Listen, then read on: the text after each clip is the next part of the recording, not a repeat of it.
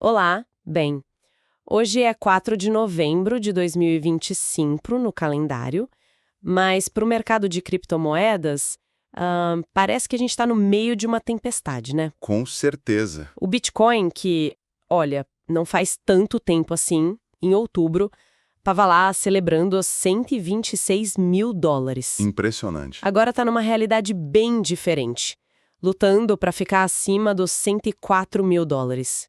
E toda a atenção, claro, tá naquela barreira, a dos 100 mil dólares. A barreira psicológica, né? E técnica também. Exato. E que parece cada vez mais frágil. É.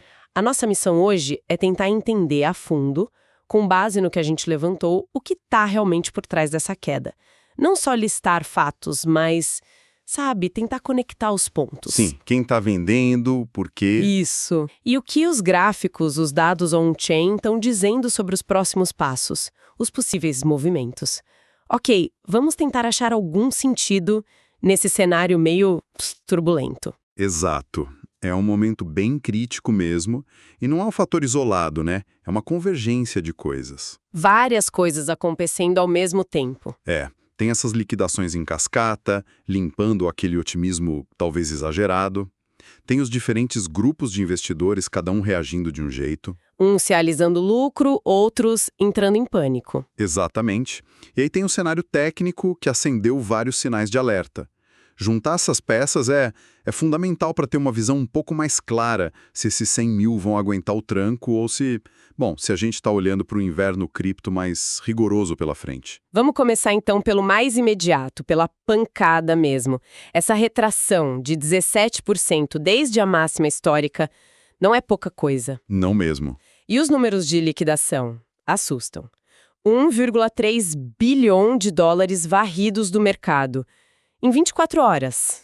É muito dinheiro. E o que me chama mais atenção é que a maioria esmagadora disso, 1,21 bilhão, foi de quem estava comprado, os longs. Parece um expurgo mesmo. É a palavra certa, expurgo. Da alavancagem excessiva. Se a gente olhar só para o Bitcoin, foram 377 milhões em longs e liquidados. No Ether, mais 316,6 milhões. Nossa. E teve caso extremo, tipo uma única posição lá na HTX de BTC-USDT, que liquidou quase 48 milhões, sozinha. Quase 50 milhões. Uau. É o mercado. Bem punindo quem apostou na alta com muito dinheiro emprestado, né? Muita alavancagem. E qual a leitura que a gente faz disso? Dessas liquidações gigantes? Tem gente que pode argumentar que isso é bom, que limpa o mercado, talvez sinalize um fundo, a tal da capitulação, né? Essa é a visão mais otimista e tem lá seu fundo de verdade. Liquidações grandes de longs podem sim marcar pontos de exaustão da venda no curto prazo. Quem tinha que vender forçado, vendeu. Só que a escala aqui foi massiva. Mostra o quanto o sistema estava superaquecido, com muita alavancagem. E tem outro ponto importante, o Open Interest, o OI. Aquilo que mede os contratos em aberto, né? Isso, o termômetro do mercado. Isso. Ele caiu uns 4% no geral e mais uns 9% na CME, que é onde os institucionais mais operam.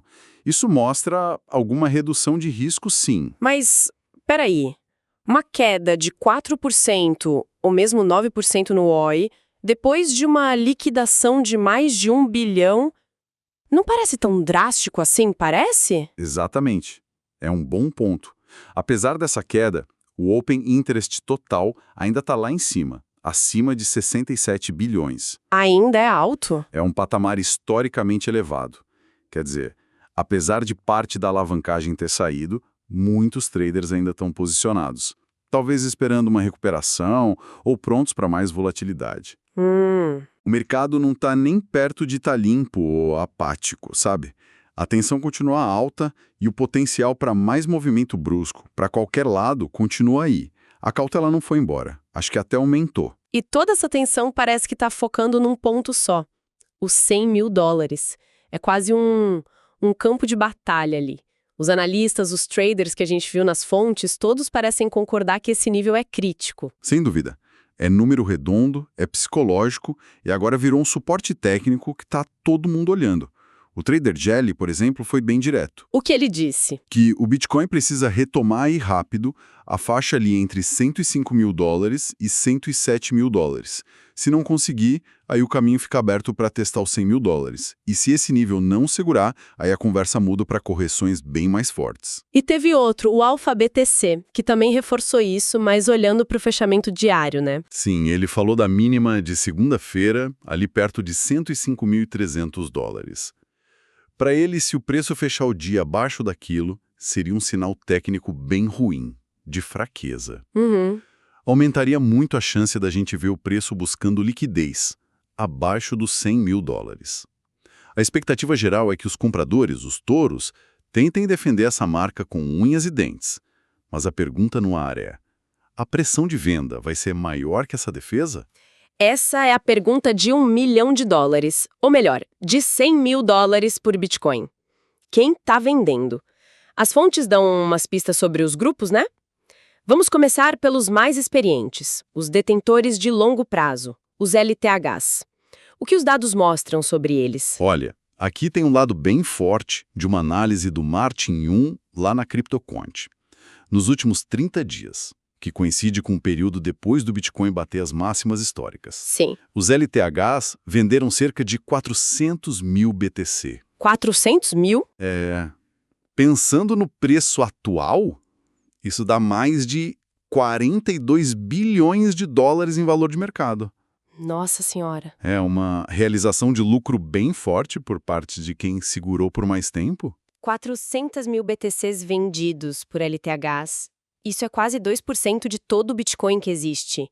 Normalmente, uma venda desse tamanho, vinda das mãos fortes, seria devastadora para o preço, né? Mas o mercado até pouco tempo atrás parecia que estava absorvendo isso relativamente bem, não? Exato. E esse é um ponto interessante que surgiu nas discussões, como lá no pessoal do TFTC, o Marty Bent comentou isso. O que eles disseram? Que o fato do mercado ter conseguido digerir essa pressão de venda dos LTHs sem ter um colapso de 30%, 50%, como a gente já viu em outros ciclos, Sim, quedas bruscas. pode ser lido como um sinal de maturidade do mercado. Talvez uma força relativa sugere que tinha uma demanda ali por baixo mais robusta do que parecia. Uma certa resiliência, então, mas que agora parece que está sendo testada ao máximo. Se os LT holders realizaram lucro lá em cima, o que aconteceu com quem entrou mais recentemente? Os detentores de curto prazo, os STHs. Esses parecem que estão sentindo a dor com mais força. Os dados mostram uma capitulação bem clássica desse grupo. Capitulação? Nos últimos dias, mais de 26.800 BTC, o que dá uns 3 bilhões de dólares, foram mandados para exchanges por STHs que estavam no prejuízo. Vendendo mais baixo do que compraram. Exatamente, ou seja, estão realizando prejuízo. Isso tem cheiro de pânico, né? É o comportamento típico das mãos fracas que a gente sempre ouve falar. É bem o padrão. Os STHs geralmente compraram mais caro, durante a alta recente.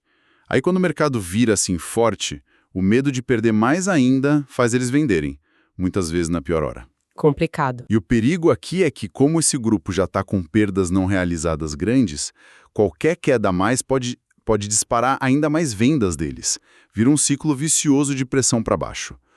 Eles são agora uma fonte de risco de venda bem relevante. Então temos LTHs realizando lucro, mas talvez o mercado tenha absorvido parte disso no início. STHs vendendo em pânico. E o terceiro grupo-chave, as instituições.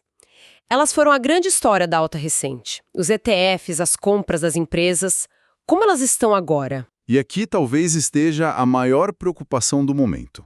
Foi algo que o Charles Edwards, da Caprioli Investments, apontou. O que ele viu? Pela primeira vez em 7 meses, a demanda somada dos ETFs de Bitcoin à vista e das tesourarias de ativos digitais, as DATs, empresas que botam Bitcoin no balanço, Sim. essa demanda caiu abaixo da quantidade de Bitcoin que é minerada todo dia. Caiu abaixo da oferta nova. Exato. E o Edwards foi bem claro. Isso não é bom. Porque essa métrica é tão crítica assim? Qual a implicação direta disso? Porque essa demanda foi um dos pilares, talvez o principal pilar, que sustentou a alta nesses últimos meses. Os ETFs, principalmente, criaram aquele caminho fácil, regulado para o dinheiro institucional entrar no Bitcoin. Certo. E agora a gente está vendo o contrário. saídas líquidas bem significativas. Desde 11 de outubro, os ETFs americanos tiveram saídas líquidas totais de 1,67 bilhão. Bilhão, com B. Bilhão. E o dia 31 de outubro foi péssimo. Saída líquida total de 191 milhões. E o detalhe, nenhum ETF teve entrada nesse dia. Nenhum. Nenhum, zero entradas. Zero é o sinal muito claro que o fluxo comprador institucional secou, pelo menos por agora. Uma pausa total nas entradas e ainda saídas líquidas. Uau, isso muda bastante o cenário de demanda. E as DASTs, as empresas com Bitcoin no caixa, elas também deram algum sinal? Deram um sinal preocupante também. Algumas dessas empresas, que são listadas em bolsa, estão sendo negociadas com desconto em relação ao valor dos ativos em Bitcoin que elas têm, o NAV, né? Valor patrimonial líquido. O que isso quer dizer na prática? Simplificando, o mercado de ações está avaliando essas empresas por menos do que vale o Bitcoin que elas guardam. Isso pode ser desconfiança do mercado com a estratégia delas, ou talvez uma aposta de que o Bitcoin vai cair mais ainda.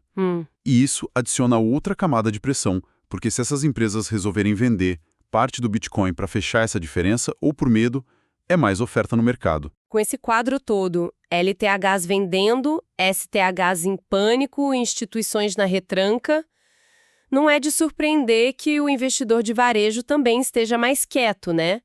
O que os dados mostram sobre eles? Os sinais são de retração clara. Uma análise do Carmelo Alemã, também na CryptoQuant, mostrou uma queda forte no número de endereços ativos de Bitcoin. Endereços ativos, gente usando a rede no dia a dia. Exato. Em novembro de 2024, era tipo 1,18 milhões. Agora, final de outubro de 2025, caiu para 872 mil. É uma queda grande, mais de 26%. Sim, menos gente transacionando usando a rede. E qual a leitura disso? Menos varejo significa? Menos combustível para o mercado. É por aí. O alemão sugere que essa ausência do varejo pode limitar a atividade geral da rede e talvez até estender os ciclos de mercado. O varejo muitas vezes traz aquele impulso emocional, né? Tanto na alta quanto na baixa. Adiciona liquidez, movimento. Isso. Sem ele, o mercado pode ficar mais lento, talvez mais fácil de ser movido por players maiores e pode demorar mais para achar um fundo ou começar a se recuperar. E além dos endereços, teve uma análise usando a lei de Metcalfe, que pareceu meio preocupante para o preço atual, né? Sim, foi a Parlin Echap, também da CryptoCoins. Ela usou o NVM Ratio. Esse indicador basicamente compara o valor de mercado do Bitcoin com o valor que vem da atividade na rede, baseado naquela ideia da lei de Metcalfe. Que o valor da rede cresce com o quadrado do número de usuários, algo assim? Exato, com o número de conexões. E o ratio atual está em 2,97. Historicamente, valores acima de 1 ou 2 já costumam sugerir que o preço está meio esticado, supervalorizado em relação ao tamanho e uso real da rede. Então, mesmo depois dessa queda toda para 104 mil, essa métrica ainda diz que está cara em relação à rede e aponta para alguma correção específica? É o que a análise dela indica. Quase 3 no NVM Ratio sugere que o preço ainda pode estar na frente da adoção e do uso real. E com base nos padrões históricos dessa métrica, ela aponta para uma possível correção adicional que poderia levar o preço até ali perto dos 98.500 dólares. Bem na porta dos 100 mil dólares. Exatamente. Mais um indicador jogando contra a sustentação do preço onde ele está agora. Ok. A pressão de venda dos grupos e os dados on-chain pintam um quadro bem tenso. Vamos agora para a análise técnica. O que os gráficos estão dizendo? Lá a coisa também piorou? Piorou sim. Tecnicamente, a situação ficou bem mais delicada. O gráfico semanal mostra que um padrão importante foi quebrado. As fontes divergem um pouco se era cunha ascendente ou descendente, mas o ponto-chave é que um suporte forte, que estava ali na região dos 114.550 dólares, foi perdido, e de forma clara. Essa quebra meio que invalida a estrutura de alta que vinha antes. Com esse suporte rompido, para onde os analistas técnicos olham agora? Quais as próximas defesas? A briga mais imediata está acontecendo bem perto da média móvel simples de 50 semanas. Ela está hoje ali por 103.300 dólares. É o primeiro suporte dinâmico importante. Colado no preço atual. Exato. Logo abaixo, claro, tem a muralha psicológica e agora técnica, dos 100 mil dólares. Se essa zona toda aí não segurar a queda, o próximo nível de suporte técnico forte mesmo é a SMA de 100 semanas. E essa tá bem mais embaixo, lá pelos 82 mil dólares. 82 mil dólares, uma queda considerável ainda. E aquele padrão gráfico que rompeu a tal cunha, ele não projeta um alvo para queda? Geralmente esses padrões têm um alvo, né? Tem sim. A projeção técnica mais comum para quebra desse tipo de padrão aponta para um alvo bem mais baixo, lá na região dos 72 mil dólares. 72 mil dólares.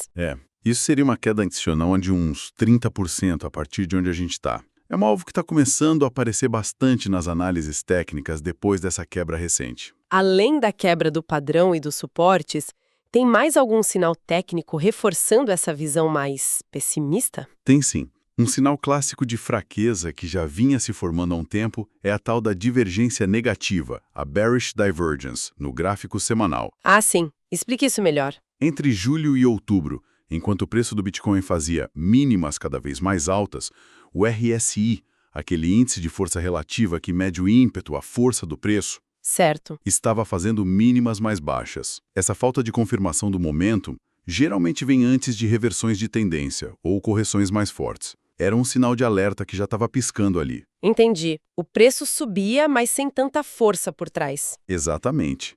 E as fontes mencionam até projeções ainda mais baixas, tipo 60 mil dólares. De onde vem isso? 60 mil? Nossa. Essa projeção mais agressiva vem, por exemplo, do Peter Brand, um trader veterano, numa análise baseada num modelo de longo prazo do Bitcoin chamado Power Law. Esse tipo de modelo tenta mapear o crescimento exponencial do Bitcoin ao longo dos ciclos, e a análise sugeria que, dentro desse modelo, um fundo possível para esse ciclo poderia ser lá na faixa dos 60 mil dólares. Bem mais baixo. Bem mais baixo. E para completar o quadro, o índice Crypto Fear and Greed, o de medo e ganância, despencou. Está na zona de medo extremo, pontuação 21. Medo extremo. O pessimismo tá no ar, então. Totalmente palpável. É muita informação apontando para um cenário de cautela, no mínimo. Antes da gente tentar amarrar tudo isso, vale a pena dar uma pincelada rápida em outros dois pontos que apareceram nas fontes, só para dar um contexto maior do ecossistema, né? Primeiro, a notícia da Mastercard. Eles vão abandonar os números do cartão físico para usar a tokenização. Isso parece grande vindo no mundo financeiro tradicional. É grande, sim. É um sinal forte de que a digitalização, a busca por segurança, está levando os gigantes a adotarem tecnologias que são conceitualmente bem próximas do mundo cripto, como a tokenização. Mostra uma tendência de fundo que, no longo prazo, pode até ser positiva para a aceitação de ativos digitais. Mas também mostra como o sistema financeiro tradicional está tentando incorporar essas ideias nos seus próprios termos. Entendi. E do outro lado da moeda, a gente tem a situação da WorldCoin lá em São Paulo, uma CPI investigando o modelo deles de escanear íris em troca de criptomoeda. Pois é, esse caso é um lembrete das complexidades e dos riscos que existem nesse espaço cripto mais amplo, né? Ele junta tudo, volatilidade altíssima, o token deles, o WLD, perdeu 60% do valor. Nossa! Desafios regulatórios enormes, com a NPD envolvida, questões de privacidade e modelos de negócio que geram muita polêmica, muita desconfiança. Complexo. Muito. Então, enquanto o Bitcoin está lutando com a pressão do mercado, o resto do ecossistema continua sendo esse campo cheio de inovação, mas também de risco e de escrutínio regulatório. Esses fatores externos acabam influenciando o sentimento geral também, né? Com certeza. Então, tentando conectar tudo isso, o que significa para o futuro imediato do Bitcoin e para essa defesa dos 100 mil dólares? A gente tem LTHs que venderam muito, mas talvez o mercado tenha absorvido no início. Tem STHs claramente em pânico, vendendo no prejuízo. Sim. Tem a demanda institucional, que era o motor da alta, agora em pausa ou até saindo. O varejo está mais afastado e os indicadores técnicos de sentimento, quase todos apontando para baixo. com alvos potenciais em USD 82 mil dólares, USD 72 mil dólares ou até USD 60 mil dólares se os 100 mil não aguentarem. Parece uma tempestade perfeita se formando contra esse nível, né? É uma confluência muito forte de fatores negativos no curto prazo. Não dá para negar. O que é fascinante aqui, e talvez seja o único fio de esperança para os mais otimistas, é aquela resiliência que a gente falou, a venda inicial dos LTHs. Aquilo de um mercado ter absorvido. Exato. Isso sugere que pode existir uma base de compradores mais sólida ou mais silenciosa do que os dados de ETF e varejo mostram. A grande questão agora é se essa base, seja ela qual for, tem força para segurar essa onda atual de venda e essa piora toda do sentimento. E principalmente se e quando a demanda institucional mais visível, a dos ETFs, vai decidir voltar. Sem ela, defender os 100 mil parece uma tarefa bem difícil, muito difícil. E isso leva a gente para uma reflexão final, para quem está ouvindo a gente. Estamos num cenário onde a maioria dos indicadores que a gente conhece aponta para baixo. A pressão de venda vem de todo lado, o apetite institucional esfriou, os gráficos mostram fraqueza. Nesse contexto todo, qual seria o cisne negro? O catalisador que ninguém está esperando e que poderia romper essa trajetória que parece descendente. Boa pergunta. Seria uma mudança drástica na política macroeconômica global. Uma decisão regulatória inesperada, mas muito favorável num mercado importante. Ou quem sabe um avanço tecnológico dentro do próprio Bitcoin que reacenda um otimismo. Ou o contrário, né? Ou o contrário. Qual evento inesperado poderia acelerar ainda mais a queda, para além dos 72 mil, dos 60 mil, transformando essa correção num crash mais feio? O que será que a gente não está vendo que poderia mudar o jogo completamente? É algo para ficar de olho enquanto a gente assiste essa defesa crítica dos 100 mil dólares acontecer.